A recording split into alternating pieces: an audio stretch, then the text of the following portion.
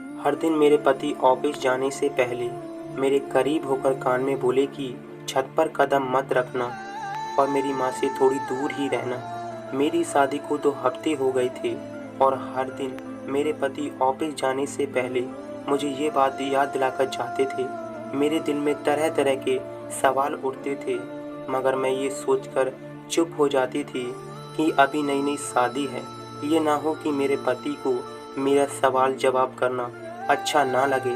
मेरे पति ऑफिस चले जाते और मेरी ननद रितु स्कूल चली जाती थी तो मैं भी अपने कमरे में चली जाती थी।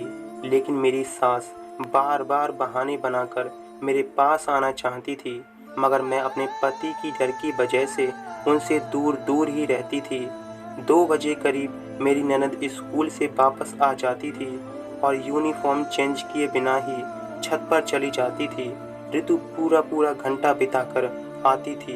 वह जैसे ही नीचे उतरती तो मेरी सास उसको बातें सुनाना शुरू कर देती थी और देखते ही देखते हमारा घर जैसे पानीपत के युद्ध का मैदान बन जाता था। पहले पहले तो मुझे लगता था कि मेरी सास ऋतु के साथ इसलिए झगड़ती थी क्योंकि वह स्कूल से वापस आने के बाद बस्ता खोलकर भी नहीं देखती थी, मगर अब मुझे इस घर में आए हुए 2 हफ्ते हो गए थे। अब मुझे ऐसा लगता है कि ऋतु को छत पर जाने से क्यों रोकती थी, मगर वह उनकी बात को तवज्जो ही नहीं देती थी। फिर शाम को जब मेरे पति आते तो सीधे ऋतु के कमरे में चले जाते। न जाने दोनों भाई बहन घंटों भर क्या मीटिंग करते रहते थे। ऋतु के कमरे से निकलकर वह सीधे छत पर चले जाते और वहाँ घंटों घंटों बैठे रहते थे। मैं कमरे में बैठी ये सब देखती रहती थी।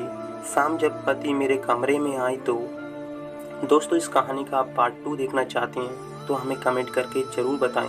कहानी पसंद आई हो तो इसे लाइक करें और चैनल पर आप नए हैं तो सब्सक्राइब कर लें ताकि इस तरह की अच्छी अच्छी कहानियाँ आप तक ज़रूर पहुँचें।